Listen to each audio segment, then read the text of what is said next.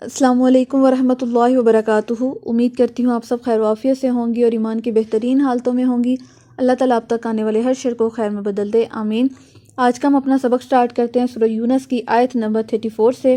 اعوذ باللہ من الشیطان الرجیم، بسم اللہ الرحمن الرحیم۔ قل کہہ دیجئے، حل من شرکائکم، کیا ہے تمہارے شریکوں میں سے کوئی، من یبدأ الخلق، جو ابتدا کرتا ہو تخلیق کی، ثم یعیدہ، پھر لوٹاتا ہو اسے۔ قل اللہ، کہہ دیجیے اللہ، یبدأ الخلق، وہ ابتدا کرتا ہے تخلیق کی، ثم پھر یعیدہ، وہی لوٹائے گا اسے، فأنا، تو کہاں، تؤفکون، تم پھیرے جاتے ہو۔ اللہ اکبر۔ اللہ تعالیٰ فرماتے ہیں جن لوگوں کی یا جن بتوں کی یہ پوجا کرتے ہیں، جن کے ساتھ اللہ کو شریک ٹھہراتے ہیں، ان سے ذرا سوال کیجئے، ان سے پوچھئے کہ کیا یہ جو شریک ہیں جن کی تم عبادت کرتے ہو، جن کی تم پیروی کرتے ہو، کیا انہوں نے کوئی چیز پیدا کی یا یہ دوبارہ پیدا کرنے کا وعدہ کرتے ہیں؟ یہ تو بت وہ ہیں جو انسان خود اپنے ہاتھوں سے بناتا ہے اور پھر خود ہی اس کے آگے ماتھا ٹیکتا ہے۔ اتنا جاہل انسان ہے کہ خود کی بنائی ہوئی چیز کے آگے خود ہی ماتھا ٹیک رہا ہے۔ تو اللہ تعالیٰ فرماتے ہیں ان لوگوں سے پوچھو، ان سے سوال کرو کہ جن کی تم پوجا کرتے ہو، جن کی تم عبادت کرتے ہو، کیا انہوں نے کوئی ابتدا کی تخلیق کی یا وہ دوبارہ کریں گے؟ تو اللہ تعالیٰ فرماتے ہیں قل اللہ، کہہ دیجئے اللہ، یبدأ الخلق، وہ ابتدا کرتا ہے تخلیق کی، اللہ ہی ہے جو اس نے پہلی بار پیدا کیا اور اللہ ہی ہے جو تمہیں دوبارہ پیدا کرے گا۔ اللہ نے انسان کو پیدا کیا جب اس کا نام و نشان نہیں تھا، ٹھیک ہے؟ ایک بچہ جب پیدا ہوتا ہے تو کیا اس کا نام و نشان ہوتا ہے؟ نہیں۔ اب وہی بچہ جب فوت ہو چکا تو اس کے ڈھانچہ تو تھا نا، اب اس کو دوبارہ سے بنانا اللہ کے لیے کیا مشکل تھا؟ ہرگز نہیں، یہ تو زیادہ آسان کام ہو گیا۔ انسان اگر اپنی مثال لے، کوئی چیز آپ ڈرا کرتے ہیں، پینٹنگ کرتے ہیں، پہلی دفعہ آپ کو تھوڑی سی مشکل ہوتی ہے، دوسری دفعہ جب آپ اسی اسکیچ کو دوبارہ سے ڈرا کرتے ہیں تو آپ کے لیے بہت آسان ہو جاتا ہے، ایسا ہی ہے نا؟ تو اللہ تعالیٰ فرماتے ہیں کہ جب اللہ کو پہلی بار کوئی مشکل نہیں پیش آئی، اللہ نے بنا کسی کمی کوتاہی کے تمہیں پہلی بار پیدا کر دیا، تو کیا اس کے لیے دوبارہ پیدا کرنا مشکل ہے؟ ہرگز نہیں۔ فَأَنَّا تُؤْفَكُونَ، تو پھر تم کہاں کو پھیرے جاتے ہو؟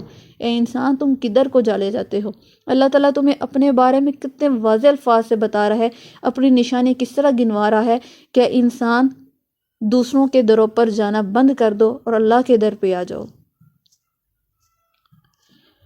کل کہہ دیجئے، حل من شرکائکم، کیا ہے تمہارے شریکوں میں سے کوئی، من یہدی، جو رہنمائی کرتا ہو، الی الحق، کی طرف حق کی۔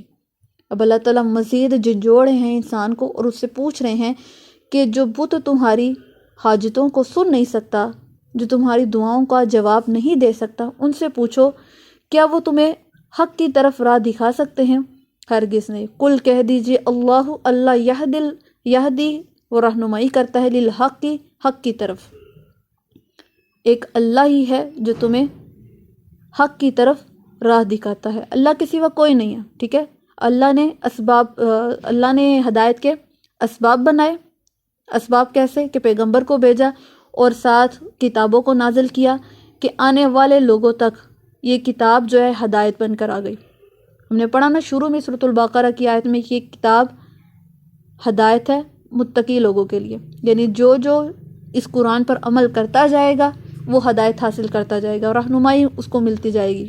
اسی طرح نا، تو اللہ ہی ہے جس نے ہدایت دی، ہدایت کے ساتھ توفیق دی۔ اللہ جسے چاہتا ہے اس کو راہ حق پر چلاتا ہے، اور جو شخص اللہ کا انکار کرتا ہے، اللہ کے ساتھ شریک ٹھہراتا ہے، اللہ کی نافرمانی کرتا ہے، تو اللہ تعالیٰ پھر اس کو یہ توفیق بھی نہیں دیتا۔ تو اللہ تعالیٰ فرماتے ہیں جو راہ حق ہے وہ صرف اللہ ہی کی طرف سے ہے، ٹھیک ہے؟ اور جن کی تم پوجا کرتے ہو، جن کے سامنے تم ماتھے ٹیکتے ہو، وہ کبھی بھی تمہاری رہنمائی نہیں کر سکتے۔ افمن یہدی، کیا بلا جو رہنمائی کرتا ہے، الی الحق، کی طرف حق کے۔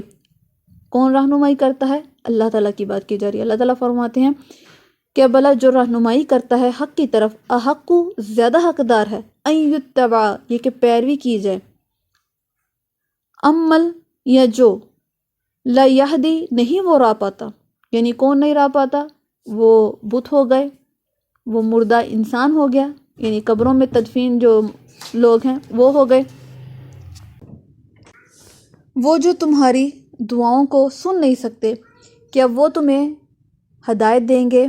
یا وہ اللہ جس نے تمہیں راہ حق دکھائی، ہدایت پر چلایا، وہ زیادہ حقدار ہے کہ اس کی عبادت کی جائے۔ ابھی انسان کے سامنے دو چیزیں رکھی گئیں، ایک وہ ہے جس سے انسان کو ذرا سا بھی فائدہ نہیں ہوا، اور ایک وہ ہے جو اس کے لیے بہت فائدہ مند ہے۔ تو انسان کس کی طرف جائے گا؟ جو چیز اس کے لیے فائدہ مند ہے۔ تو اللہ تعالیٰ یہی بات کر رہے ہیں، احق ان یتبع، یہ کہ زیادہ حقدار ہے کہ وہ پیروی کی جائے، کس کی؟ یعنی اللہ کی۔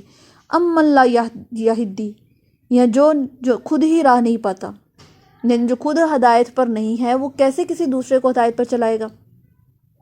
ایک شخص ہے، جیسے آپ لگا لیں یہودی ہے، یہودی خود اللہ کا منکر ہے، اللہ کی بات ماننے سے انکار کرتا ہے، اللہ کا انکار کرتا ہے، تو کیا وہ اپنے بچے کو راہ حق پر چلائے گا؟ ہرگز نہیں۔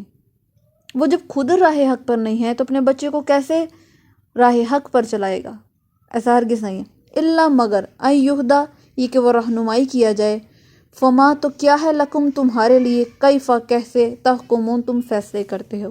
اللہ تعالیٰ انسان سے پوچھ رہے ہیں کہ جب وہ شخص، وہ ذات، یعنی جن کے آگے تم پوچھتے ہو، جن کے آگے تم ماتھا ٹیکتے ہو، جب وہی راہ حق پر نہیں ہے تو کیسے تم اس بات کا فیصلہ کر لیتے ہو، کیسے اس بات پر یقین کر لیتے ہو کہ وہ عبادت کے لائق ہیں، کیسے اس بات پر عمل کر لیتے ہو کہ وہی ہے جو تمہاری دعاؤں کو قبول کرے گا، وہی ہے جو تمہاری حاجتوں کو پورا کرے گا۔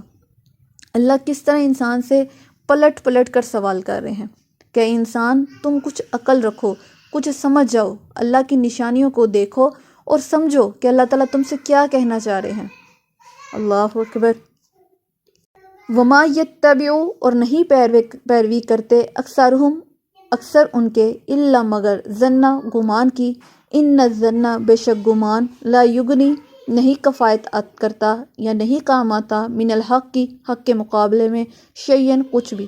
اللہ تعالیٰ فرماتے ہیں یہ جو لوگ منکر ہیں، جو لوگ اللہ کے سوا کسی اور کی عبادت کرتے ہیں، وہ کسی کی پیروی نہیں کرتے، بلکہ کس چیز کی پیروی کر ہوتے ہیں؟ گمان کی، اپنے نفس کی پیروی کر ہوتے ہیں۔ ان کو جس چیز سے تسکین مل رہی ہوتی ہے وہ اسی چیز کے پیچھے چل رہے ہوتے ہیں، وہ صرف اپنے گمان کے ساتھ چل رہے ہوتے ہیں، گمان کے علاوہ اور کچھ بھی نہیں ہوتا۔ ان اللہ، بے شک اللہ تعالیٰ، علیم، خوب جاننے والا ہے، بما، اس چیز کو، یفعلون، جو وہ کر رہے ہیں۔ اللہ تعالیٰ فرماتے ہیں اللہ بالکل بھی غافل نہیں ہے۔ جو کام وہ رات کی اندھیری میں کر رہے ہیں، دن کے اجالوں میں کر رہے ہیں، اللہ تعالیٰ ہر چیز کو جاننے والا ہے۔